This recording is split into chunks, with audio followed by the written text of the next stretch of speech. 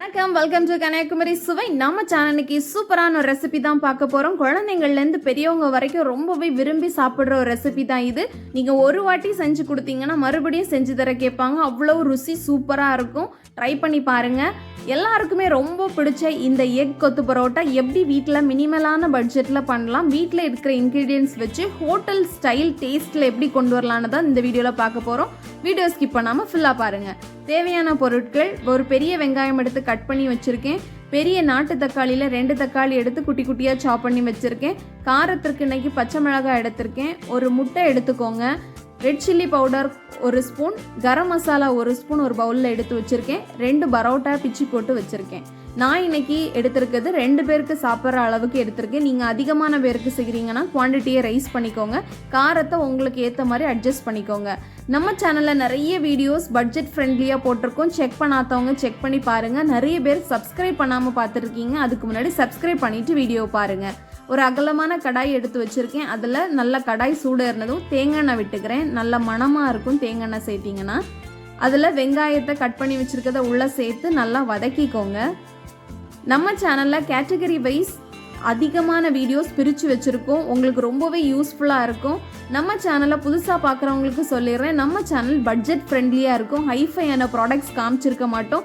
ரொம்ப எடிட்டிங்கும் இருக்காது. நார்மலாக ஒரு வீட்டில் என்ன நடக்கும், அந்த மாதிரி சமையலில் என்னெல்லாம் பண்ணுவாங்க, கறிகிறது எல்லாமே காமிச்சிருப்போம். ரொம்பவே ஈஸியாக இருக்கும். ட்ரஸ்ட் மீ, ட்ரை பண்ணுங்கள். வெங்காயத்தையும் போட்டு நல்லா வதக்குனதுக்கப்புறம் நம்ம இப்போ தக்காளியும் சேர்த்து வதக்கிக்க போகிறோம். லைட்டாக கருகிற மாதிரி இருக்குன்னா நீங்கள் லைட்டாக தீயை உரைச்சிக்கலாம். இல்லை அப்படின்னா அந்த கருகி இருக்கிறத அப்படியே விட்டுட்டு லைட்டாக இது பண்ணிக்கலாம். இந்த ஸ்டெப்லேயே நான் உப்பு சேர்த்துக்கிறேன். ஏன்னா பரோட்டாயிலும் உப்பு இருக்கனால நான் வந்து லாஸ்ட் வரைக்கும் உப்பு போடாமல் வைக்க போகிறதில்ல, இப்போவே உப்பு சேர்த்துக்கிறேன். இவ்வளவுதான் மசாலா. நம்ம இன்னைக்கு இதை வச்சு தான் அதே மணத்தில் எந்த ஒரு சாஸஸ் எதுவும் சேர்க்க போகிறதில்ல. ஹோட்டலில் என்னெல்லாம் சேர்க்குறாங்கன்னு தெரியாது. உங்கள் குழந்தைங்களோட ஹெல்த்தை நீங்களே ஸ்பாயில் பண்ணாதீங்க. நீங்களே வீட்டில் ஈஸியாக பண்ணி கொடுங்க. நான் இன்றைக்கி பெரிய பெரிய பீசஸாக தான் பரோட்டாஸ் போட்டிருக்கேன். ஏன்னா கொத்தி காமிக்க போகிறேன். எப்படி கொத்தலான்னு பார்க்கலாம் வாங்க. ரொம்பவே ஈஸியாக இருக்கும். இவ்வளோ தான், நம்ம ஈஸியாக பண்ணிடலாம். இதில் நான் இன்றைக்கி எக்கு மட்டும் சேர்த்துருக்கேன். உங்கள் வீட்டில் ஃப்ரை பண்ண சிக்கன்லாம் இருக்குன்னா நீங்கள் அதையும் சேர்த்துக்கலாம். டேஸ்ட் ரொம்பவே நல்லாயிருக்கும்.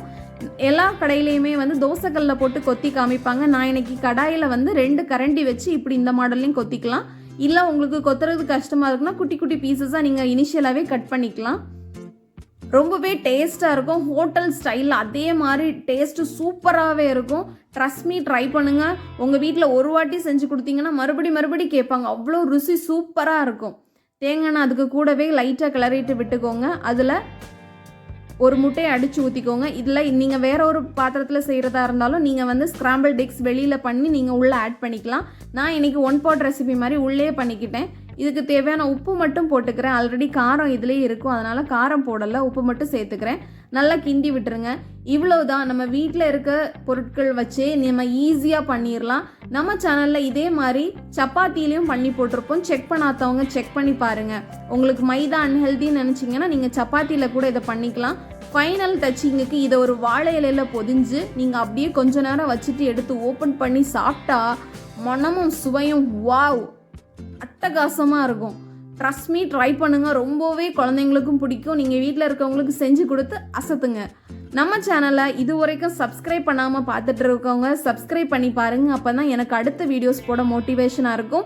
இன்னொரு நல்ல வீடியோவில் சந்திப்போம். அதுவரை டாடா, பாய்.